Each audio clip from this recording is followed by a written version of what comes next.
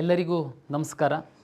ವಿವಿಧ ವೃತ್ತಿಪರ ಕೋರ್ಸ್ಗಳಿಗೆ ಕರ್ನಾಟಕ ಪರೀಕ್ಷಾ ಪ್ರಾಧಿಕಾರ ಎರಡನೇ ಸುತ್ತಿನ ಫಲಿತಾಂಶವನ್ನು ಪ್ರಕಟಣೆ ಮಾಡಿದೆ. ತಮಗೆಲ್ಲ ಗೊತ್ತಿರುವಂತೆ ಕರ್ನಾಟಕ ಪರೀಕ್ಷಾ ಪ್ರಾಧಿಕಾರ ಎಲ್ಲ ವೃತ್ತಿಪರ ಕೋರ್ಸುಗಳಿಗೆ ಕಂಬೈನ್ಡ್ ಸೀಟ್ ಅಲಾಟ್ಮೆಂಟ್ ಮಾಡ್ತೀವಿ. ಇದು ಸಾಕಷ್ಟು ರಾಜ್ಯಗಳಲ್ಲಿ ಈ ರೀತಿ ಮಾಡಲ್ಲ. ಸಾಕಷ್ಟು ರಾಜ್ಯಗಳಲ್ಲಿ ಇಂಡಿಪೆಂಡೆಂಟ್ ಕೋರ್ಸಿಗೆ ಅವರು ಮಾಡ್ತಾರೆ. ಇದರಿಂದ ಅವರಿಗೆ ಏನು ಅನುಕೂಲ ಆಗ್ತಾಯಿದೆ ಅಂತಂದರೆ, ಅವರು ಟೈಮ್ಲಿ ಎಲ್ಲ ಪ್ರಕ್ರಿಯೆನ ಆಯಾಯ ಕೋರ್ಸಿಗೆ ಮಾಡ್ತಾರೆ. ಅದರಿಂದ ವಿದ್ಯಾರ್ಥಿಗಳಿಗೆ, ಪೋಷಕರಿಗೆ ತೊಂದರೆ ಸಹ ಇದೆ. ಬಟ್ ಕರ್ನಾಟಕ ರಾಜ್ಯದಲ್ಲಿ ಎಲ್ಲ ಕೋರ್ಸುಗಳಿಗೆ ಕಂಬೈನ್ಡ್ ಸೀಟ್ ಅಲಾಟ್ಮೆಂಟ್ ಮಾಡ್ತೀವಿ. ನಮ್ಮ ಸಮಸ್ಯೆ ಏನು ಅನ್ನುವಂಥದ್ದನ್ನು ಮೊದಲು ನಾನು ವಿವರಿಸ್ತೀನಿ. AICT ಅವರು ಇಂಜಿನಿಯರಿಂಗ್ ಕಾಲೇಜುಗಳಿಗೆ ಯಾವ ಸಂದರ್ಭದಲ್ಲಿ ಅಡ್ಮಿಷನ್ಸ್ ಆಗಬೇಕು, ಲಾಸ್ಟ್ ಡೇಟ್ ಯಾವಾಗ ಅಂತ AICTE ಅವರು ಹೇಳ್ತಾರೆ. ಮೆಡಿಕಲ್ಲು ಮತ್ತು ಡೆಂಟಲ್ಲಿಗೆ ಸಂಬಂಧಪಟ್ಟಂತೆ ತಮ್ಗೆ ಗೊತ್ತಿದೆ MCC ಅವರು ಟೈಮ್ ಟೇಬಲನ್ನು ಕೊಡ್ತಾರೆ. ಇದು ಎರಡನ್ನೂ ಅಲೈನ್ ಮಾಡಲಿಕ್ಕೆ ನಮಗೆ ಸಾಕಷ್ಟು ಸಮಸ್ಯೆ ಆಗ್ತಾಯಿದೆ. ಈ ಹಿನ್ನೆಲೆಯಲ್ಲಿ ನಾವು ಇಂಜಿನಿಯರಿಂಗಿಗೆ ಸಂಬಂಧಪಟ್ಟಂತೆ ಎಲ್ಲ ರೆಡಿ ಮಾಡ್ಕೊಂಡಿದ್ದರೂ ಸಹ MCC ಅವರು ಮೆಡಿಕಲ್ಲು ಡೆಂಟಲ್ಲಿಂದು ಟೈಮ್ ಟೇಬಲ್ ಕೊಡಲಿಲ್ಲ ಅನ್ನೋ ಕಾರಣಕ್ಕೆ ನಮ್ಮದು ಫಸ್ಟು ಸುತ್ತಿನ ಒಂದು ಫಲಿತಾಂಶ, ಅಡ್ಮಿಷನ್ಸ್ ಎಲ್ಲ ಡಿಲೇ ಆಯಿತು. ಅಂತಿಮವಾಗಿ ಅದು ಮುಗೀತು. ಕೊನೆಗೆ ಎರಡನೇ ಸುತ್ತಿನ ಫಲಿತಾಂಶಕ್ಕೆ ಸಾಕಷ್ಟು ಸಿದ್ಧತೆಯನ್ನು ನಾವು ಮಾಡಿಕೊಂಡ್ವಿ ಮತ್ತು ಅದಕ್ಕೆ ತಕ್ಕಂತೆ ನಾವು ನಿಮಗೆ ಬಿಟ್ವಿ. ನಾವು ಏನು ಹೇಳಿದ್ವಿ, MCC ಅವರು ಎರಡನೇ ಸುತ್ತಿನ ಮೆಡಿಕಲ್ಲು ಮತ್ತು ಡೆಂಟಲಿಗೆ ಸಂಬಂಧಪಟ್ಟಂತಹ ಫಲಿತಾಂಶ ಬಿಟ್ಟ ನಂತರ ನಾವು ಮಾಕ್ ರಿಸಲ್ಟನ್ನೇ ಬಿಡ್ತೀವಿ. ಅವರು ಫಲಿತಾಂಶವನ್ನು ಬಿಟ್ಟ ನಂತರ ಕ್ವಿಟ್ ಆಗಲಿಕ್ಕೆ ನಾವು ಅವಕಾಶವನ್ನು ಕೊಡ್ತೀವಿ. ಫ್ರೀಯಾಗಿ ಬೇರೆ ರಾಜ್ಯ ಮತ್ತು MCCನಲ್ಲಿ ಮೆಡಿಕಲ್ಲು ಮತ್ತು ಡೆಂಟಲ್ ಸೀಟ್ ಸಿಕ್ಕಿದ್ದಂಥವರು ಕ್ವಿಟ್ ಮಾಡ್ಕೊಳ್ತಾ ಹೋಗಿ ಏನು ಸೀಟ್ಸು ಅವೈಲಬಲ್ ಸಿಗುತ್ತೆ ಅದನ್ನು ಅದೇ ಸುತ್ತಿನಲ್ಲಿ ಹಾಕ್ಕೊಂಡು ನಾವು ರೀರನ್ ಮಾಡಿ ಎರಡನೇ ಸುತ್ತಿನ ಅಂತಿಮ ಫಲಿತಾಂಶವನ್ನು ಕೊಡ್ತೀವಿ ಅಂತ ನಾವು ಈ ಹಿಂದೆ ಭಾಳ ಸ್ಪಷ್ಟವಾಗಿ ತಮಗೆ ಹೇಳಿದ್ವಿ. ಮತ್ತು ಎರಡನೇ ಸುತ್ತಿನಲ್ಲಿ ಚಾಯ್ಸ್ 1 ಮತ್ತು ಚಾಯ್ಸ್ 4 ಮಾತ್ರ ಕೊಡ್ತೀವಿ ಅಂತ ಸಹ ಹೇಳಿದ್ವಿ. ಏನು ರೀಸನ್? ಸುಮಾರು ಜನ ಸೋಷಿಯಲ್ ಮೀಡಿಯಾದಲ್ಲಿ ಹೇಳಿದರು, ನೋನು ಈ ಹಿಂದೆ ಸಡನ್ ಅಂತ ರೂಲ್ ಚೇಂಜ್ ಮಾಡಿದ್ರಿ, ಮೂರನೇ ಸುತ್ತಿಗೆ ಅಪ್ಗ್ರೇಡೇಷನ್ ಆಗಬೇಕು. ಓಕೆ, ನಾವು ಅದನ್ನೂ ಹೇಳಿದ್ವಿ. ಚಾಯ್ಸ್ 1 ತಗೊಂಡು ಕಾಲೇಜಿಗೆ ಅಡ್ಮಿಷನ್ ಆದಂಥವರು ಮೂರನೇ ಸುತ್ತಿನ ಮಾಪಪ್ ಸುತ್ತಿನಲ್ಲಿ ನಾವು ಸೀಟ್ ಮ್ಯಾಟ್ರಿಕ್ಸನ್ನು ಪಬ್ಲಿಷ್ ಮಾಡ್ತೀವಿ. ಯಾವುದಾದ್ರೂ ಒಳ್ಳೆ ಕಾಲೇಜಲ್ಲಿ ನಿಮಗೆ ಬೇಕಾದಂಥ ಸೀಟ್ ಸಿಕ್ತು ಅಂತಂದರೆ ತಾವು ಅಪ್ಗ್ರೇಡೇಷನ್ನಿಗೆ ಅವಕಾಶ ಕೊಡ್ತೀವಿ ಅಂತಲೂ ನಾವು ಹೇಳಿದ್ವಿ. ಜೊತೆಗೆ ಆ ಕಾಲೇಜಿಗೆ ಸೇರಿದರೆ ಅಲ್ಲಿಂದ ನಿಮ್ಮನ್ನು ಫ್ರೀಯಾಗಿ ಅಲ್ಲಿಂದ ಕಾಲೇಜಿಂದ ಮೂವ್ ಆಗಲಿಕ್ಕೂ ಸಹ ನಾವು ಫೆಸಿಲಿಟೇಟ್ ಮಾಡ್ತೀವಿ ಅಂತ ಹೇಳಿದ್ವಿ. ಕೊನೆ ಮೂಮೆಂಟಲ್ಲಿ ಈ ಥರ ಮಾಡಿದರೆ ಮಾಪಪ್ ರೌಂಡಲ್ಲಿ ಸೀಟ್ ಸಿಗ್ತವೆ. ನಿಮಗೆ ಇನ್ನೊಂದು ನಾವು ಆ ಥರ ತೀರ್ಮಾನ ಮಾಡಿದ್ದಕ್ಕೆ ತಮಗೆಲ್ಲರಿಗೆ ಒಂದು ಕ್ಲಾರಿಟಿ ಕೊಡ್ತೀನಿ. ಈ ಹಿಂದಿನ ವರ್ಷಗಳಲ್ಲಿ ಏನಾಗ್ತಾಯಿತ್ತು, ಎರಡನೇ ಸುತ್ತಿನ ಒಂದು ಫಲಿತಾಂಶವನ್ನು ನಾವು ಪಬ್ಲಿಷ್ ಮಾಡ್ತಾಯಿದ್ವಿ, ಅಡ್ಮಿಷನ್ ಶುರು ಮಾಡ್ತಿರ್ಲಿಲ್ಲ. MCC ಅವರು ಪಬ್ಲಿಷ್ ಮಾಡ್ತಿದ್ರು. ಆವಾಗ ನಾವು ನಿಮಗೆ ಅವಕಾಶ ಕೊಡ್ತಾಯಿದ್ವಿ. MCCನಲ್ಲಿ ಹೋಗುವಂಥವ್ರು ಇಲ್ಲಿ ಬಂದು ಕ್ಯಾನ್ಸಲ್ ಮಾಡ್ಕೊಂಡು ಹೋಗಬೇಕು ಅಂತ. ಒಂದಷ್ಟು ಜನ ಬಂದು ಕ್ಯಾನ್ಸಲ್ ಮಾಡ್ಕೊಂಡು ನೀವು MCCಗೆ ಹೋಗ್ತಾಯಿದ್ರಿ. ಆ ಸೀಟು ಹಾಗೆ ಉಳಿತಿತ್ತು. ನಾವು ಅದನ್ನು ಎರಡನೇ ಸುತ್ತಿನಲ್ಲೇ ನಿಮಗೆ ಹಂಚಿಕೆ ಮಾಡ್ತಿರಲಿಲ್ಲ. ಆ ಸೀಟ್ಗಳನ್ನೆಲ್ಲ ನಾವು ಇಟ್ಕೊಂಡು ನಿಮಗೆ ಅಪ್ಗ್ರೇಡೇಷನ್ನಿಗೆ ಅವಕಾಶ ಕೊಡ್ತಾಯಿದ್ವಿ. ಮೂರನೇ ಸುತ್ತಿನಲ್ಲಿ ನಾವು ಅದನ್ನು ರನ್ ಮಾಡ್ತಾಯಿದ್ವಿ. ಆವಾಗ ಸುಮಾರು ಇಂಜಿನಿಯರಿಂಗ್ ಕಾಲೇಜವರು, ಟಾಪ್ ಇಂಜಿನಿಯರಿಂಗ್ ಕಾಲೇಜವ್ರು ಏನಾದರೂ MCCಗೆ ಬಿಟ್ಟೋಗಿತ್ತು ಅಂತಂದರೆ, ನೀವು ವೆಟರ್ನರಿಯವರು MCCಗೆ ಬಿಟ್ಟೋಗಿತ್ತು ಅಂತಂದರೆ ಮೂರನೇ ಸುತ್ತಿನಲ್ಲಿ ಅಪ್ಗ್ರೇಡ್ ಆಗುವಂಥ ಅವಕಾಶಗಳು ಜಾಸ್ತಿ ಇತ್ತು. ನಾನು ಈ ಸರಿ ಏನೋ ಹೇಳಿದ್ದೆ ನಿಮಗೆ ಇದಕ್ಕಿಂತ ಮೊದಲು, MCC ಅವರು ಎರಡನೇ ಸುತ್ತಿನ ಫಲಿತಾಂಶವನ್ನು ಪ್ರಕಟಿಸಿದ ನಂತರ ಇಲ್ಲಿಂದ ಕ್ವಿಟ್ ಮಾಡೋದಕ್ಕೆ ಅವಕಾಶ ಕೊಡ್ತೀನಿ. ಉದಾಹರಣೆಗೆ ಒಂದು 500 ಜನ, ಅದು ವೆಟರ್ನರಿ ಸಿಕ್ಕಿರೋರು ಇರ್ಬೋದು, ಟಾಪ್ ಇಂಜಿನಿಯರಿಂಗ್ ಕಾಲೇಜರು ಇರ್ಬೋದು, ಏಜಿದವ್ರು ಇರ್ಬೋದು, ಕ್ವಿಟ್ ಮಾಡಿ ಹೋದರೆ ಆ ಒಂದು 500 ಸೀಟನ್ನು ಎರಡನೇ ಸುತ್ತಲ್ಲೇನು ನಾವು ಮಾಕ್ ಅಂತ ಪಬ್ಲಿಷ್ ಮಾಡಿರ್ತೀವಿ, ಅದೇ ಸುತ್ತಿಗೆ ಆ 500 ಸೀಟ್ ಹಾಕ್ಕೊಂಡು ನಾವು ರೀರನ್ ಮಾಡಿ ಫೈನಲ್ ರಿಸಲ್ಟ್ ಬಿಡ್ತೀವಿ ಅಂತ ಅಂದಮೇಲೆ ನಿಮಗೆ ಮಾಪಪ್ಪಲ್ಲಿ ಎಲ್ಲಿಂದ ಸೀಟ್ ಸಿಗುತ್ತೆ? ಮಾಪಪ್ಪಲ್ಲಿ ಸೀಟ್ ಸಿಗ್ತಿದ್ದೇನೆ ನಾವು ಸೆಕೆಂಡ್ ರೌಂಡಲ್ಲಿ ಕ್ಯಾನ್ಸಲ್ ಮಾಡಿದವ್ರನ್ನ ಥರ್ಡ್ ರೌಂಡಿಗೆ ಹಾಕ್ಕೊಂಡ್ರೆ. ಬಟ್ ನಾನು ಸೆಕೆಂಡ್ ರೌಂಡಲ್ಲೇ ಆ ಸೀಟನ್ನು ಹಾಕ್ಕೊಂಡು ರೀರನ್ ಮಾಡ್ತೀನಿ ಅಂತ ಹೇಳಿದ್ದೆ. ಅದಕ್ಕೆ ಚಾಯ್ಸ್ 1 and 3 ಕೊಟ್ಟಿದ್ದೆ. ಆದ್ರೂ ಯಾರಾದರೂ ಬಿಟ್ಟು ಹೋದರೆ ಅಡ್ಮಿಷನ್ ಆದವರು ಅಪ್ಗ್ರೇಡಿಗೆ ಬರಬೇಕು ಅಂತ ಹೇಳಿದ್ವಿ. ಅದರಲ್ಲಿ ಯಾವುದೇ ಚೇಂಜ್ ಇರಲಿಲ್ಲ ನಮ್ಮದು. ಆದರೆ ನಾವು ಅಂದ್ಕೊಂಡಂಗೆ ಕೆಲವೊಮ್ಮೆ ಆಗಲ್ಲ. ತಮಗೆಲ್ಲ ಗೊತ್ತಿದೆ, ಅನಿರ್ದಿಷ್ಟಾವಧಿಗೆ MCC ಅವರು ಟೈಮ್ ಟೇಬಲ್ನ ಮುಂದೂಡ್ತಾ ಬರ್ತಾ ಇದ್ದಾರೆ. ಇಲ್ಲಿವರೆಗೆ 29ರಿಂದ ಅಂತೇಳಿದ್ರು, ಇಲ್ಲಿವರೆಗೆ ಯಾವುದು ಕ್ಲಾರಿಟಿ ಇಲ್ಲ. ಸೀಟನ್ನು ಹೆಚ್ಚು ಮಾಡ್ತೀವಿ ಅಂತೇಳಿ NMC ಅವರು ಹೇಳಿದ್ದಾರೆ ಅಂತೇಳಿ ಅವರೇ ನೋಟಿಫಿಕೇಷನ್ ಕೊಟ್ಟಿದ್ದರು. ಯಾವ ಕಾಲೇಜಲ್ಲಿ ಎಷ್ಟು ಸೀಟ್ ಹೆಚ್ಚಾಗುತ್ತೆ, ನಮ್ಮ ರಾಜ್ಯದ ಸೀಟ್ಗಳಿದಾವ ಅಂತನ್ನುವಂಥದ್ದು ನಮಗೆ ಇಲ್ಲಿವರೆಗೆ ಕ್ಲಾರಿಟಿ ಇಲ್ಲ.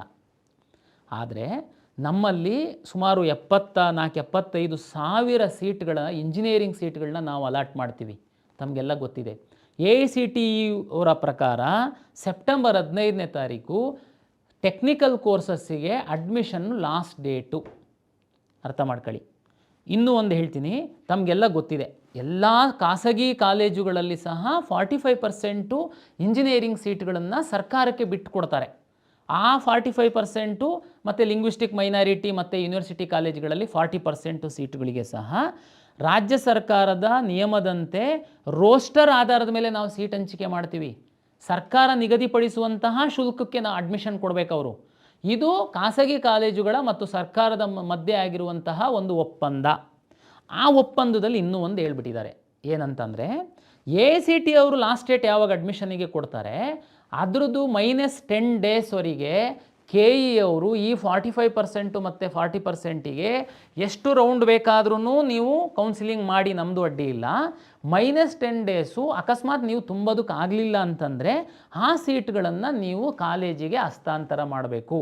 ಅದನ್ನು ನಾವು ಕಾಲೇಜವರು ಹೇಗೋ ಹುಡುಕಾಡಿ ನಾವು ಹುಡುಗರಿಗೆ ತುಂಬಿಸ್ಕೊಳ್ತೀವಿ, ನಮಗಿಲ್ಲ ಅಂತಂದರೆ ಲಾಸ್ ಆಗುತ್ತೆ ಅನ್ನುವಂಥದ್ದು ಸರ್ಕಾರ ಮತ್ತು ಖಾಸಗಿ ಕಾಲೇಜುಗಳ ಒಕ್ಕೂಟದ ಮಧ್ಯೆ ಆಗಿರುವಂತಹ ಒಪ್ಪಂದ.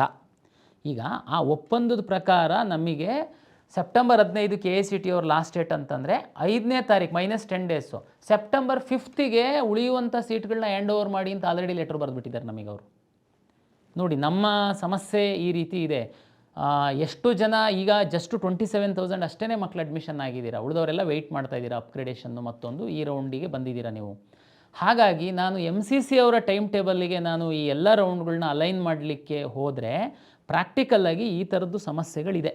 ಇದು ಮಕ್ಕಳಿಗೆ, ಪೇರೆಂಟ್ಸಿಗೆ ಈ ಒಂದು ಸೂಕ್ಷ್ಮತೆಗಳು ತಮಗೆ ಮಾಹಿತಿ ಗೊತ್ತಿರಲ್ಲ, ಅದು ತಮಗೆ ಮಾಹಿತಿ ಇರಲಿಲ್ಲ. ಆದ್ರೂ ನಾವು ಸ್ಟೂಡೆಂಟು ಮತ್ತು ಪೇರೆಂಟ್ಸ್ ಪರನೇ. ಅದಕ್ಕೇ ನಾವು ನಮ್ಮ ಉನ್ನತ ಶಿಕ್ಷಣ ಸಚಿವರು ಸುಧಾಕರ್ ಸರ್ ಅವರು ಎಸ್ಟರ್ಡೇ ನಾವು ಪ್ರಯತ್ನ ಮಾಡ್ತಾ ಇದ್ದಾರೆ AICTE ಅವರಿಗೆ ಅಟ್ಲೀಸ್ಟ್ ಒಂದು 15 ಡೇಸು ನೀವು ಟೆಕ್ನಿಕಲ್ ಕೋರ್ಸಸ್ಸಿಗೆ ಟೈಮನ್ನು ಎಕ್ಸ್ಟೆಂಡ್ ಮಾಡಿ ಅಂತ ರಿಕ್ವೆಸ್ಟನ್ನು ಕಳಿಸಿದ್ದಾರೆ. ಬಟ್ ಆದರೆ ರಿಕ್ವೆಸ್ಟು ಕನ್ಸಿಡರ್ ಮಾಡ್ತಾರೆ ಮಾಡಲ್ಲ ಅನ್ನುವಂಥದ್ದು ನಮಗೆ ಗೊತ್ತಿಲ್ಲ. ಆ ಹಿನ್ನೆಲೆ ಒಳಗಡೆ ನಾವು ಇದು ಎಲ್ಲ ನಾವು ಟೈಮ್ ಟೇಬಲ್ನ ಸೆಟ್ ಮಾಡ್ಕೊಳ್ಬೇಕು. ಇದು ನಮ್ಮ ಒಂದು ಸದ್ಯದ ಒಂದು ಪರಿಸ್ಥಿತಿ ಪ್ರಾಧಿಕಾರದ್ದು. ಇದು ತಮಗೆ ಮಾಹಿತಿಗಿರಲಿ ಅಂತೇಳಿ ನಾನು ತಮಗೆ ಹೇಳ್ತಾ ಇದ್ದೀನಿ.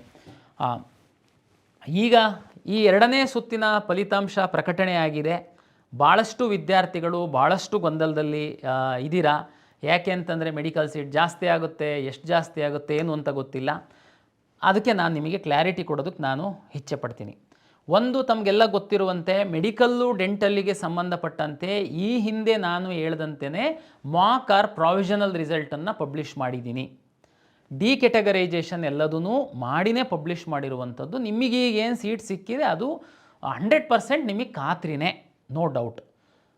ಇನ್ನೂ ನಿಮಗೆ ಸೀಟು ಕರ್ನಾಟಕದ ಮೆಡಿಕಲ್ ಕಾಲೇಜುಗಳಲ್ಲಿ ಈಗಿರುವಂಥ ಕಾಲೇಜುಗಳಲ್ಲಿ ಸೀಟು ಜಾಸ್ತಿ ಆದರೆ, MCC ರಿಸಲ್ಟು ಪಬ್ಲಿಷ್ ಮಾಡಿದ ಮೇಲೆ ಕೆಲವು ಮಕ್ಕಳು ಬಿಟ್ಟೋದರೆ ಆ ಸೀಟ್ಗಳನ್ನೂ ಸಹ ನಾನು ಹಾಕಿಕೊಂಡು ಮಾರ್ಕ್ ಮತ್ತು ಪ್ರಾವಿಷನಲ್ ರಿಸಲ್ಟ್ ಈಗೇನು ಪಟ್ಟಿ ಪಬ್ಲಿಷ್ ಮಾಡಿದ್ದೀನಿ ಅದನ್ನು ನಾನು ರೀರನ್ ಮಾಡ್ತೀನಿ. ಅಂದರೆ ನೀವು ಮೆಡಿಕಲ್ ಸೀಟಿಗೆ ಪಡೆದಿರುವಂಥವರು ಇನ್ನೂ ಮೇಲಿನ ಸ್ಥಾನಕ್ಕೇ ಹೋಗ್ತೀರಾ, ಕೆಳಗೆ ಬರಲ್ಲ ಅಂತನ್ನುವಂಥದ್ದು ಅದು ಸತ್ಯ. ಯಾಕೆಂತಂದರೆ ನಾವು ಈಗ ಹೊಸದಾಗಿ ಏನು ಯಾರಿಗೂ ಒಳಗಡೆ ಬಿಡಲ್ಲ ಅನ್ನೋ ಕಾರಣಕ್ಕೋಸ್ಕರ ನಿಮ್ಮ ಸ್ಥಾನ ಅಂತೂ ಭದ್ರ ಆಗಿದೆ ಒಂದು ಸೀಟು ಅಂತನ್ನುವಂಥದ್ದು. ಈಗ ಆಯುಷು ಮತ್ತು ಉಳಿದಂಥ ಇಂಜಿನಿಯರಿಂಗ್ ಇತರೆ ಕೋರ್ಸ್ಗಳಿಗೆ ನಾವು ಏನು ಶುರು ಮಾಡ್ತಾಯಿದ್ದೀವಿ, ಈಗ ಅಡ್ಮಿಷನ್ ಪ್ರಕ್ರಿಯೆನ ಶುರು ಮಾಡಬೇಕು. ನನ್ನ ಈ ಹಿಂದಿನ KE ನಿರ್ದೇಶನದ ಪ್ರಕಾರ ಚಾಯ್ಸ್ 1 and 4 ಮಾತ್ರ ಇತ್ತು. ಅದು ಯಾಕೆ ಕೊಟ್ಟಿದ್ವಿ, ಯಾಕೆ ಅನಿವಾರ್ಯತೆ ಇತ್ತು ಅನ್ನುವಂಥದ್ದು ನಾನು ಈಗಾಗಲೇ ತಮಗೆ ಎಕ್ಸ್ಪ್ಲೈನ್ ಮಾಡಿದ್ದೀನಿ. ಅದೇ ಸ್ಟ್ಯಾಂಡನ್ನು ನಾವು ಮುಂದುವರಿಸುವಂಥದ್ದಕ್ಕೆ ಸಾಧ್ಯ ಇದೆಯಾ? ಇವತ್ತಿನ ಪರಿಸ್ಥಿತಿಯಲ್ಲಿ ನನಗೆ ಸ್ವಲ್ಪ ಕಷ್ಟ ಇದೆ. ಕಾರಣ ಏನು ಅಂತಂದರೆ, ಆಯುರ್ವೇದ ಕಾಲೇಜುಗಳದ್ದು ಸೀಟ್ ಮ್ಯಾಟ್ರಿಕ್ಸನ್ನು ಅವರು ಎಷ್ಟು ಪ್ರಯತ್ನ ಮಾಡಿದ್ರು ಅವರು ಕೊಟ್ಟರು, ಸೆಕೆಂಡ್ ರೌಂಡಿಗೆ ಫಸ್ಟ್ ಕೊಟ್ಟಿದ್ದಾರೆ. ಒಂದಷ್ಟು ನರ್ಸಿಂಗ್ ಕಾಲೇಜುಗಳು ಸಹ ಸೆಕೆಂಡ್ ರೌಂಡಿಗೆ ಅವರು ನಮಗೆ ಕೊಟ್ಬಿಟ್ಟಿದ್ದಾರೆ. ಈ ಕಾರಣಕ್ಕೋಸ್ಕರ ನಾವು ಚಾಯ್ಸ್ 1 and 4 ಕೊಡುವಂಥದ್ದು, ಕೇವಲ ಚಾಯ್ಸ್ 1 and 4 ಕೊಡುವಂಥದ್ದು ವಿದ್ಯಾರ್ಥಿಗಳ ಹಿತದೃಷ್ಟಿಯಿಂದ ಸೂಕ್ತ ಅಲ್ಲ ಅಂತ ನಾವು ತೀರ್ಮಾನಕ್ಕೆ ಬಂದಿದ್ದೀವಿ. AICTE ಅವರು ಕಟ್ ಆಫ್ ಡೇಟ್ ಇರೋದ್ರಿಂದ ನಮಗೆ ಸ್ವಲ್ಪ ಭಯ ಸಹ ಇದೆ.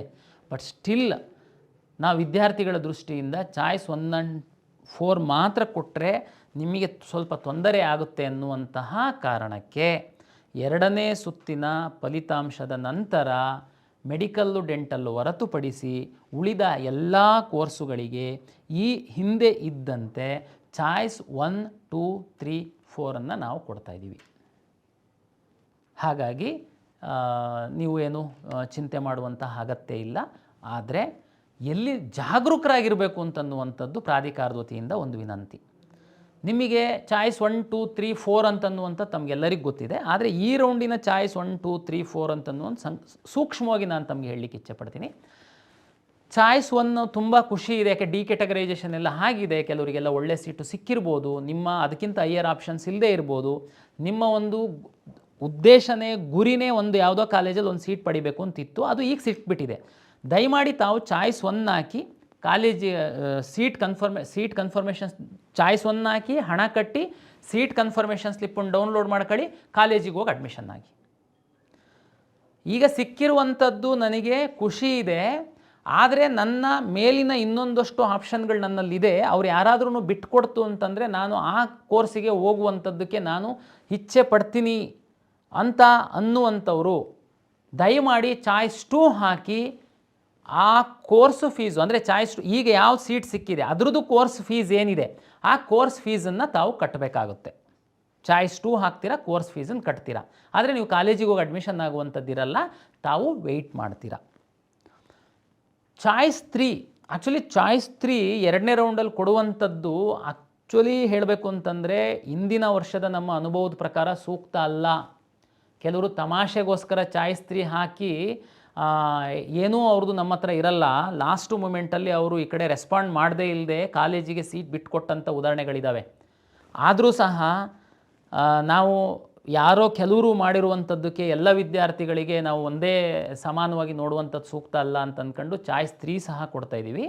ಆದರೆ 10,000 ರೂಪೀಸ್ ಕಾಶನ್ ಡೆಪಾಸಿಟ್ ಕಟ್ಟಿ ಅಂತ ನಾನು ರಿಕ್ವೆಸ್ಟ್ ಮಾಡ್ತಾಯಿದ್ದೀನಿ. ಚಾಯ್ಸ್ 3 ಯಾರು ಹಾಕ್ತೀರಾ ಕಾಶನ್ ಡೆಪಾಸಿಟ್ ತಾವು ಕಟ್ಟಬೇಕು. ಚಾಯ್ಸ್ 1 ಹಾಕಿರೋರು ನಮ್ಮ ಲಿಸ್ಟಿಂದ ಹೊರಗಡೆ ಹೋಗಿರ್ತಾರೆ. ಚಾಯ್ಸ್ 2 ಹಾಕಿರುವಂಥವ್ರು ನೆಕ್ಸ್ಟು ಅಪ್ಗ್ರೇಡ್ ಆಗಲಿಲ್ಲ ಅಂತಂದರೆ ಆ ಸೀಟಿಗೆ ತಾವು ಹೋಗಿ ಅಡ್ಮಿಷನ್ ಆಗಲೇಬೇಕು. ಆವಾಗ ಯಾವುದೂ ಅವಕಾಶ ಇರಲ್ಲ ತಮಗೆ ಬಿಟ್ಕೊಡೋದಕ್ಕೆ. ಇಲ್ಲ ಅಂತಂದರೆ ನೀವು course fees plus 5 times penalty ಕಟ್ಟಿ ಸೀಟನ್ನು ಕ್ಯಾನ್ಸಲ್ ಮಾಡ್ಕೊಳ್ಳುವಂಥ ಪನಿಷ್ಮೆಂಟ್ ಇದೆ. ಚಾಯ್ಸ್ 3 ಹಾಕಿರೋರೆ 10,000 ಅಲ್ಲ ಕಟ್ಟನ, ನೋ, 10,000 ಕಾಶನ್ ಡೆಪಾಸಿಟ್ ಕಟ್ಟುವಂಥದ್ರ ಜೊತೆಗೆ ಚಾಯ್ಸ್ 3 ಅವರು ಚಾಯ್ಸ್ 3 ಅಂದ್ರೇನು, ಈಗ ನಿಮಗೆ ಸಿಕ್ಕಿರುವಂಥದ್ದು ನಿಮ್ಮ ಖಾತೆಯಿಂದ ಸೀಟು ಬಿಟ್ಟೋಗುತ್ತೆ, ಉಳಿದಂಥ ಎಲ್ಲ ಆಪ್ಷನ್ಸ್ಗಳಿರುತ್ತೆ. 10,000 ಕೊಟ್ಬಿಟ್ಟು ಸುಮ್ಮನೆ ಕೂರುವಂಥದ್ದಲ್ಲ, ನೀವು ನೆಕ್ಸ್ಟ್ ರೌಂಡಲ್ಲಿ ಕಂಪಲ್ಸರಿ ಅಡ್ಮಿಷನ್ಸ್ ಇದೆ. ಹಾಗಾಗಿ ಚಾಯ್ಸ್ 3 ಹಾಕಿ 10,000 ಕೊಟ್ಟ ಮಾತ್ರಕ್ಕೆ ನೀವು ಸೇಫ್ ಅಂತಲ್ಲ. ತಾವು ದಯಮಾಡಿ ನಿಮ್ಮ ಲಾಗಿನ್ ಒಳಗಡೆ ಇರುವಂತಹ ಎಲ್ಲ ಆಪ್ಷನ್ಗಳನ್ನ ತಾವು ಪರಿಶೀಲನೆ ಮಾಡಿ. ನಿಮಗೆ ನಿಜವಾಗೂ ಈ ಕಾಲೇಜು ಸಿಕ್ಕಿದರೆ ಮಾತ್ರ ನಾನು ಹೋಗ್ತೀನಿ ಅನ್ನುವಂಥದ್ದನ್ನು ಖಾತ್ರಿಪಡಿಸ್ಕೊಂಡು ಅಂಥ ಕಾಲೇಜುಗಳನ್ನು ಮಾತ್ರ ತಮ್ಮ ಖಾತೆ ಒಳಗಡೆ ಲಾಗಿನ್ ಒಳಗಡೆ ಇಟ್ಕೊಳ್ಳಿ. ಸುಮ್ಮನೆ ಚಾಯ್ಸ್ 3 ಹಾಕ್ಬಿಟ್ಟು 10,000 ಕೊಟ್ಟು ನೀವು ಯಾವುದೋ ಫಸ್ಟ್ ರೌಂಡಲ್ಲಿ ಹಾಕಿರುವಂಥ ಎಷ್ಟೋ ಕಾಲೇಜುಗಳು ಇಷ್ಟ ಇದೆ ಇಷ್ಟ ಇಲ್ದಿರೋವೆಲ್ಲ ಇರ್ತವೆ. ನಮ್ಮ ಸಿಸ್ಟಮಿಗೆ ಏನು ಗೊತ್ತಾಗುತ್ತೆ, ನೀವು ಹಾಕಿರೋ ಆಪ್ಷನ್ ಮೇಲೆ ಪ್ರಿಯಾರಿಟಿ ಮೇಲೆ ಅಲರ್ಟ್ ಮಾಡ್ತೀವಿ. 3rd ರೌಂಡಿಗೆ ಬಂದಾಗ ನೋ ನನಗೆ ಅದೂ ಇಷ್ಟ ಇಲ್ಲ ಅಂತಂದರೆ 10,000 ರೂಪಾಯಿ ಫೋರ್ಫಿಟ್ ಮಾಡ್ತೀವಿ. ಜೊತೆಗೆ ನಿಮ್ಮದು ಆ course fees plus 5 times penalty ಹಾಕ್ತೀವಿ. ಇಲ್ಲ ನನಗೇನು ನಾನು ಬರೋದೇ ಇಲ್ಲ ಈ ಕಡೆ 10,000 ರೂಪಾಯಿ ಅಷ್ಟೇ ಇರುತ್ತೆ ಅಂತ ನೀವು ಅಂದ್ಕೊಳ್ಬೋದು. ಆದರೆ ನೀವು ಎಲ್ಲೂ ಹೋಗ್ಲಿಕ್ಕಾಗಲ್ಲ ಕರ್ನಾಟಕ ಪರೀಕ್ಷಾ ಪ್ರಾಧಿಕಾರ ಬಿಟ್ಟು. ನೀವು ನೆಕ್ಸ್ಟ್ ಇಯರ್ ಸಹ ಬರ್ತೀರ, ತಮ್ಗೆ ಗೊತ್ತಿರಬೇಕು. ಲಾಸ್ಟ್ ರೌಂಡಲ್ಲಿ ಸೀಟ್ ತಗೊಂಡು ಅಡ್ಮಿಷನ್ ಆಗಿಲ್ಲ ಅಂತಂದರೆ ಮುಂದಿನ ವರ್ಷ ನೀವು ಕೌನ್ಸಿಲಿಂಗಲ್ಲಿ ಭಾಗವಹಿಸುವಂಥದ್ದಕ್ಕೆ ಅವಕಾಶ ಇರಲ್ಲ. ಈ ವರ್ಷ ಹೋದ ವರ್ಷ ಸೀಟ್ ತಗೊಂಡು ಅಡ್ಮಿಷನ್ ಆಗಿಲ್ಲದಿರುವಂತಹ 1,600 ವಿದ್ಯಾರ್ಥಿಗಳಿಗೆ ಈ ವರ್ಷ ನಾವು ಬಾರ್ ಮಾಡಿದ್ದೀವಿ ಕೊನೆ ಸುತ್ತಿನಲ್ಲಿ. ಅಂಥ ಪರಿಸ್ಥಿತಿ ಬರುತ್ತೆ. ಅದಕ್ಕೆ ಚಾಯ್ಸ್ 3 ಹಾಕೋರು 10,000 ಕೊಟ್ಟರೆ ಮಾತ್ರ ಅಲ್ಲ, 10,000 ಕಾಶನ್ ಡೆಪಾಸಿಟ್ ಕೊಡೋದ್ರ ಜೊತೆಗೆ ನಿಮ್ಮ ಲಾಗಿನ್ನಲ್ಲಿರುವಂತಹ ಎಲ್ಲ ಕಾಲೇಜುಗಳನ್ನು ತಾವು ಒಮ್ಮೆ ಪರಿಶೀಲನೆ ಮಾಡಿ ನಿಮಗೆ ನಿಜವಾಗೂ ಸೀಟ್ ಸಿಕ್ಕಿದರೆ ಹೋಗ್ತೀನಪ್ಪ ನನ್ನ ಕಾಲೇಜಿಗೆ ಅನ್ನುವಂಥದ್ದನ್ನು ಮಾತ್ರ ತಾವು ಅಲ್ಲಿ ಬಿಡಬೇಕಾಗುತ್ತೆ. ಹಾಗಾಗಿ ಈಗ ಮುಂದಿನ 3-4 ದಿವಸ ನಾವು ಚಾಯ್ಸಿಗೆ ಮಾತ್ರ ಕೊಟ್ಟಿರ್ತೀವಿ, ದುಡ್ಡು ಕಟ್ಟಿರ್ತೀರ. ನೆಕ್ಸ್ಟು ಏನು ನಾನು ಕೌನ್ಸಿಲಿಂಗ್ ಪ್ರಕ್ರಿಯೆ ರೀಅರೇಂಜ್ ಮಾಡುವಂಥದ್ದಕ್ಕೆ ಬಿಡ್ತೀನಿ. ಆವಾಗ ಚಾಯ್ಸ್ 3 ಹಾಕಿರುವಂಥವರು ದಯಮಾಡಿ ಲಾಗಿನ್ ಆಗಿ ತಾವು ರೀಅರೇಂಜ್ ಮಾಡಿ ಪ್ರಾಪರಾಗಿ. ಚಾಯ್ಸ್ 2 ಹಾಕಿರುವಂಥವ್ರು ಅಷ್ಟೇ, ಚಾಯ್ಸ್ 2 ಹಾಕಿರ್ತೀರ, ಮೇಲ್ಗಡೆದು ಹೈಯರ್ ಆಪ್ಷನ್ ತಗೊಳುತ್ತೆ. ಮೇಲ್ಗಡೆ ನಿಮಗೆ ಯಾವುದಾದ್ರೂ ಇಷ್ಟ ಇಲ್ಲ ಅಂತಂದರೆ, ಈಗ ಸಿಕ್ಕಿರೋ ಕಾಲೇಜ್ಗಿಂತನೂ ಸ್ವಲ್ಪ ಅದು ವೀಕ್ ಇದೆ, ನನಗೆ ಆಸಕ್ತಿ ಇಲ್ಲ ಅಂತಂದರೆ ದಯಮಾಡಿ ತಾವು ಡಿಲೀಟ್ ಮಾಡೋದಕ್ಕೆ ಅವಕಾಶ ಇರುತ್ತೆ. ಅದನ್ನು ಬಿಟ್ಬಿಟ್ಟು ಈಗ ಚಾಯ್ಸ್ 2 ಹಾಕಿ ಆ ಕಡೆ ತಿರುಗಿ ನೋಡದೇ ಇಲ್ದಿರುವಂಥದ್ದು. ಆಮೇಲೆ ಸಿಕ್ಕಿದಾಗ ಓ ನೋ ಅದು ಚೆನ್ನಾಗಿಲ್ಲ ಅಂತ ಅನ್ನೋದಕ್ಕಾಗಲ್ಲ. ಹೈಯರ್ ಆಪ್ಷನ್ ನೀವೇ ಹಾಕಿರ್ತೀರ. ಚಾಯ್ಸ್ 3 ಹಾಕಿ 10,000 ಕಾಶ್ ಆನ್ ಡೆಪಾಸಿಟ್ ಕಟ್ಟಿದ ಮಾತ್ರಕ್ಕೆ ನಿಮ್ಮದು ಮುಗಿಯಲ್ಲ. ನೆಕ್ಸ್ಟ್ ನಾವು ಕೌನ್ಸಿಲಿಂಗ್ದು ಎನೇಬಲ್ ಮಾಡ್ತಿದ್ದಂಗೆ ಲಾಗಿನ್ ಆಗಿಬಿಟ್ಟು ತಾವು ಪ್ರಾಪರಾಗಿ ವೆರಿಫೈ ಮಾಡ್ಕೊಳ್ಳಿ ನಿಮ್ಮ ಆಪ್ಷನ್ಸು. ಉಳಿದಂತೆ ಚಾಯ್ಸ್ 4 ತಮಗೆಲ್ಲ ಗೊತ್ತಿದೆ. ಕೌನ್ಸಿಲಿಂಗಲ್ಲಿ ಮುಂದುವರಿಯೋದಕ್ಕೆ ನನಗೆ ಇಷ್ಟ ಇಲ್ಲ ಅಂತೇಳಿ ಚಾಯ್ಸ್ 4 ಹಾಕ್ತೀರಾ. ನಮ್ಮ ಕೌನ್ಸಿಲಿಂಗಿಂದ ತಾವು ಹೊರಗಡೆ ಹೋಗ್ತೀರಾ. ತಾವು ಮ್ಯಾನೇಜ್ಮೆಂಟಲ್ಲೋ ಮತ್ತೆಲ್ಲೋ ಅಡ್ಮಿಷನ್ಸ್ ಹಾಕ್ತೀರಾ. ನಿಮಗೆ ತಿರ್ಗಾ ನಮ್ಮ ಕಡೆ ಪ್ರವೇಶ ಇರಲ್ಲ. ಚಾಯ್ಸ್ 4 ಹಾಕ್ತಂಥವರಿಗೆ ಇದು. ಆಮೇಲೆ ಈ ಹಿಂದೆಯೇ ನಾನು ಈಗಾಗಲೇ ಹೇಳಿದ್ದೀನಿ ಕಳೆದ ರೌಂಡಲ್ಲಿ, ಅದು ಈಗಲೂ ಅನ್ವಯಿಸುತ್ತೆ. ಕೆಲವು ಸ್ಟೂಡೆಂಟು ಇದ್ದೀರಾ, ಕೌನ್ಸಿಲಿಂಗಲ್ಲಿ ಭಾಗವಹಿಸ್ತೀರಾ, ಸೀಟು ಅಲಾಟ್ ಆಗುತ್ತೆ, ಯಾವುದೂ ಚಾಯ್ಸ್ ಹಾಕಲ್ಲ. 1 2 3 4 ಯಾವುದೂ ಹಾಕಲ್ಲ, ಸುಮ್ಮನೆ ಬಿಟ್ಬಿಡ್ತೀರಾ. ಆಮೇಲೆ ಸ್ವಲ್ಪ ಹುಡುಗರು ಇಲ್ಲಿ KEಗೆ ಬರ್ತೀರಾ. ಎಲ್ಲ ಟೈಮ್ ಮುಗಿದ ಮೇಲೆ ನಾನು ಯಾವುದೂ ಚಾಯ್ಸ್ ಹಾಕಿಲ್ಲ, ಸುಮ್ಮನೆ ಅಲ್ಲಿ ಇರೋ ಕಡೆ ಎಲ್ಲ ಹೋಗಿ ಹೇಳ್ಕೊಂಡು ಓಡಾಡ್ತೀರಾ. ನೋಡಿ ನಂದು ಓಪನ್ ಆಗ್ತಾ ಇಲ್ಲ, ಸರ್ವರ್ ಎರರು ಏನಿಲ್ಲ, ಇಲ್ಲಿ KEನಲ್ಲಿ ನಮಗೆ ಹೆಲ್ಪ್ ಮಾಡ್ತಾ ಇಲ್ಲ ಅಂತ. ಆಮೇಲೆ ಫೈನಲಿ ನಮ್ಮ ಹತ್ರ ಬಂದು ನೋಡಿದರೆ ನೀವು ಕಳೆದ ಸುತ್ತಿನಲ್ಲಿ ಸಮಯದೊಳಗಡೆ ನಾವು 2-3 ಸರಿ ಎಕ್ಸ್ಟೆಂಡ್ ಮಾಡಿದರೆ ಸಹ ತಾವು ಯಾವುದು ಚಾಯ್ಸ್ ಹಾಕಿಲ್ಲ. ನಾವೇನೇ ನಿಮ್ಮನ್ನು ಹೊರಗಡೆ ಕಳಿಸ್ಕೊಟ್ಟಿದ್ವಿ. ಸುಮಾರು ಕಳೆದ ಸುತ್ತಿನಲ್ಲಿ 4,500 ವಿದ್ಯಾರ್ಥಿಗಳನ್ನ ನಾವೇನೇ ಹೊರಗಡೆ ಕಳಿಸ್ಕೊಟ್ಟಿದ್ವಿ. ಕೊನೆಗೆ ಸುಮಾರು ವಿದ್ಯಾರ್ಥಿಗಳು ಬಂದರು, ಜೆನ್ಯೂನ್ ಅಂತಂದ. ಕೊನೆಗೆ ಒಂದು 800ರಷ್ಟು ವಿದ್ಯಾರ್ಥಿಗಳು ಮತ್ತೆ ಅವರು 750 ಕಟ್ಟಿ ಲಾಗಿನ್ ಹಾಕೋದಕ್ಕೆ ಅವಕಾಶ ಮಾಡಿಕೊಟ್ವಿ. ಆದರೆ ಈ ಸುತ್ತಲ್ಲಿ ಖಂಡಿತ ನಾವು ಅದಕ್ಕೆ ಅವಕಾಶ ಮಾಡಿಕೊಡಲ್ಲ. ಸೀಟ್ ಸಿಕ್ಕಿರೋ ಎಲ್ಲ ವಿದ್ಯಾರ್ಥಿಗಳಿಗೆ 1 2 3 4 ಚಾಯ್ಸ್ ಕೊಡ್ತಾಯಿದ್ದೀವಿ. ದಯಮಾಡಿ ಚಾಯ್ಸ್ ಹಾಕಿ, ಇಲ್ಲ ಅಂತಂದರೆ ಚಾಯ್ಸ್ ಯಾವುದೂ ಹಾಕಿಲ್ಲ, ನಾವೇ ನಿಮ್ಮನ್ನು ಹೊರಗಡೆ ಕಳಿಸ್ತೀವಿ. ಇನ್ನೊಂದು ಕೆಟಗರಿ ವಿದ್ಯಾರ್ಥಿಗಳಿದ್ದೀರಾ, ಚಾಯ್ಸ್ 1 ಹಾಕ್ತೀರಾ. ನಾವೇನು ಹೇಳಿದ್ದೀವಿ, ಚಾಯ್ಸ್ 1 ಹಾಕಿದರೆ ದುಡ್ಡು ಕಟ್ಟಿ ಸೀಟ್ ಕನ್ಫರ್ಮೇಷನ್ ಸ್ಲಿಪ್ಪನ್ನು ಡೌನ್ಲೋಡ್ ಮಾಡ್ಕೊಂಡು ನಿಗದಿತ ಸಮಯದಲ್ಲಿ ಕಾಲೇಜಿಗೆ ಹೋಗಿ ನಿಮ್ಮ ಒಂದು ಮುಖವನ್ನು ಸಿಸ್ಟಮಲ್ಲಿ ತೋರಿಸಿ ಲಾಗಿನ್ ಓಪನ್ ಆಗುತ್ತೆ, ನಿಮಗೆ OTP ಬರುತ್ತೆ, ಅದನ್ನು ತೋರಿಸಿ ಅಲ್ಲೇ ಅಡ್ಮಿಷನ್ ಪ್ರಕ್ರಿಯೆ ಮಾಡಿ ನಿಮಗೆ ಒಂದು ಅಡ್ಮಿಷನ್ ಆರ್ಡ್ರ್ ಕೊಡ್ತಾರೆ. ಅಲ್ಲಿಗೆ ನಿಮ್ಮದು ಅಡ್ಮಿಷನ್ ಪ್ರಕ್ರಿಯೆ ಮುಗಿದಿದೆ ಅಂತ.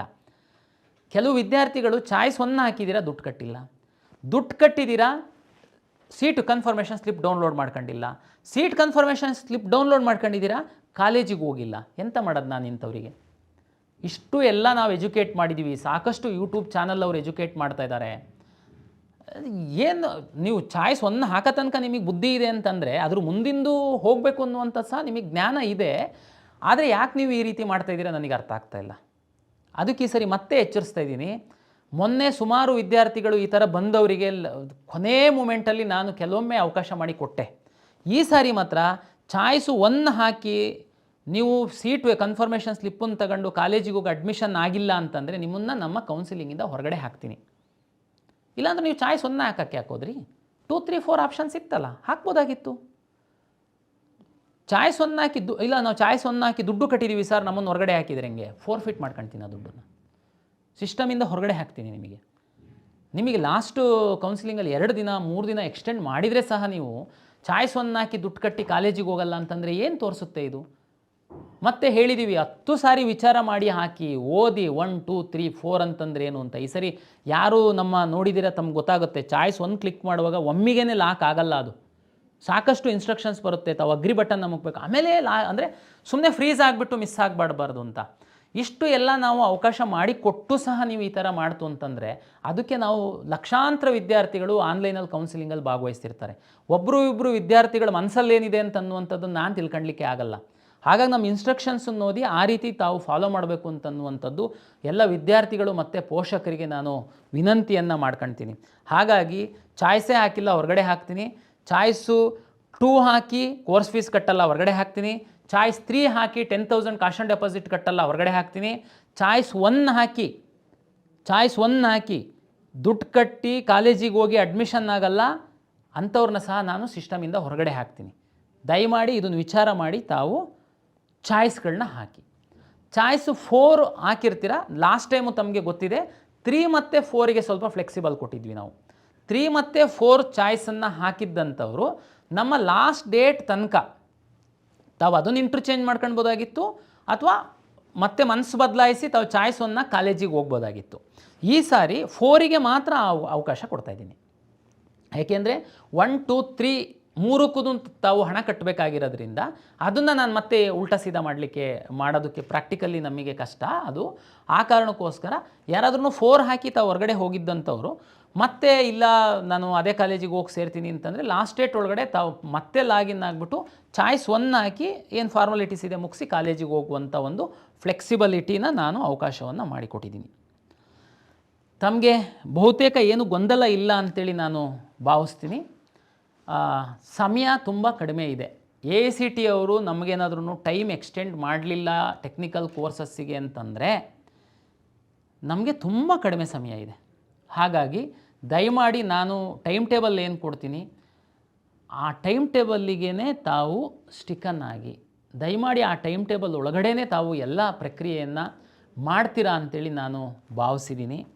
ಹಾಗಾಗಿ ಮೆಡಿಕಲ್ಲು ಮತ್ತು ಡೆಂಟಲ್ ವಿದ್ಯಾರ್ಥಿಗಳು ತಮಗೆ ಮಾಕ್ ಆರ್ ಪ್ರಾವಿಷನಲ್ ಅಂತೇಳಿ ನಾನು ಪಬ್ಲಿಷ್ ಮಾಡಿದ್ದೀನಿ. ತಾವು ಅದನ್ನು ನೋಡಿ ಖುಷಿಪಡಿ ಸೀಟ್ ಸಿಕ್ಕಿದ್ದಂಥವರು ಸಮಾಧಾನವಾಗಿ MCC ಅವರ ಒಂದು ಸುತ್ತು ಶುರುವಾಗ ತನಕ ಅವರ ರಿಸಲ್ಟ್ ಬರೋ ತನಕ ಸಮಾಧಾನವಾಗಿರಿ. ನಿಮಗೆ ಯಾವ ಒಂದು ಪ್ರಕ್ರಿಯೆಗಳಿಲ್ಲ, ಹಣ ಕಟ್ಟುವಂಥದ್ದು, ಕ್ಯಾನ್ಸಲ್ ಮಾಡಿಕೊಳ್ಳುವಂಥದ್ದು, ಅದು ಯಾವುದಕ್ಕೂ ಈಗ ಅವಕಾಶ ಇಲ್ಲ. MCC ಅವರು ಏನು ಇದು ನಮ್ಮದು ಮಾಕ್ ಆ್ಯಂಡ್ ಪ್ರಾವಿಷನಲ್. ಆ್ಯಕ್ಚುಲಿ ನಾವು MCC ಅವರು ಟೈಮ್ ಟೇಬಲ್ ಬಂದಮೇಲೇ ಮಾಡಬೇಕು. ಬಟ್ ನಾವು ಕಂಬೈನ್ ಮಾಡಲಿಕ್ಕೂ ಕರ್ನಾಟಕದಲ್ಲಿ ನಾವು ಮಾಡಿ ಅದಕ್ಕೇ ಮಾಕ್ ಆರ್ ಪ್ರಾವಿಷನಲ್ ಅಂತ ಹೇಳಿದ್ದೀವಿ ಮೆಡಿಕಲ್ ಮತ್ತು ಡೆಂಟಲ್ ಅವರಿಗೆ. ಹಾಗಾಗಿ ತಮ್ಮದು ಯಾವುದೂ ಕೆಲಸಗಳಿರಲ್ಲ. ತಾವು ಇನ್ನೊಂದು 1 ವಾರಗಳ ಕಾಲ ತಾವು ಸಮಾಧಾನವಾಗಿರಿ, ತಮಗೆ ಯಾವುದು ಕೆಲಸ ಇಲ್ಲ ಅಂತೇಳಿ ಹೇಳ್ತಾ MCC ಅವರು ಶೆಡ್ಯೂಲ್ ಕೊಟ್ಟ ಮೇಲೆ ಕರ್ನಾಟಕ ಕಾಲೇಜುಗಳಲ್ಲಿ ಮೆಡಿಕಲ್ ಸೀಟು ಜಾಸ್ತಿ ಆದಮೇಲೆ ಯಾವುದಾದ್ರೂ ಹೊಸ ಕಾಲೇಜಿಗೆ ಏನಾದ್ರೂ ಸೀಟ್ಗಳು ಬಂದರೆ ಸಣ್ಣ ಪುಟ್ಟ ಬದಲಾವಣೆಗಳನ್ನ ನಾವು ಮಾಡಬೇಕಾಗುತ್ತೆ. ಅದನ್ನು ಖಂಡಿತ ನಾನು ತಮಗೆ ತಿಳಿಸ್ಕೊಡ್ತೀನಿ. ವಿವರವಾದ ಒಂದು ಮಾರ್ಗಸೂಚಿಗಳನ್ನು ನಾನು ಪ್ರಕಟಿಸ್ತೀನಿ. ಹಾಗಾಗಿ ಕರ್ನಾಟಕ ಪರೀಕ್ಷಾ ಪ್ರಾಧಿಕಾರದ ವೆಬ್ಸೈಟನ್ನು ತಾವು ನೋಡ್ತಾ ಇರಿ ಅಂತೇಳಿ ವಿನಂತಿಯನ್ನು ಮಾಡಿಕೊಳ್ತಾ, ಪ್ರಾಧಿಕಾರ ನಿಗದಿಪಡಿಸಿರುವಂತಹ 2ನೇ ಸುತ್ತಿನ ಒಂದು ಅಡ್ಮಿಷನ್ ಪ್ರಕ್ರಿಯೆಯಲ್ಲಿ ತಾವು ಸಮಯಕ್ಕೆ ಸರಿಯಾಗಿ ಭಾಗಿಯಾಗಿ ಅಂತೇಳಿ ಹೇಳ್ತಾ ಎಲ್ಲ ವಿದ್ಯಾರ್ಥಿಗಳಿಗೆ ಹಾಗೂ ಪೋಷಕರಿಗೆ ಪ್ರಾಧಿಕಾರದ ವತಿಯಿಂದ ಮತ್ತೊಮ್ಮೆ ನಮಸ್ಕಾರಗಳು.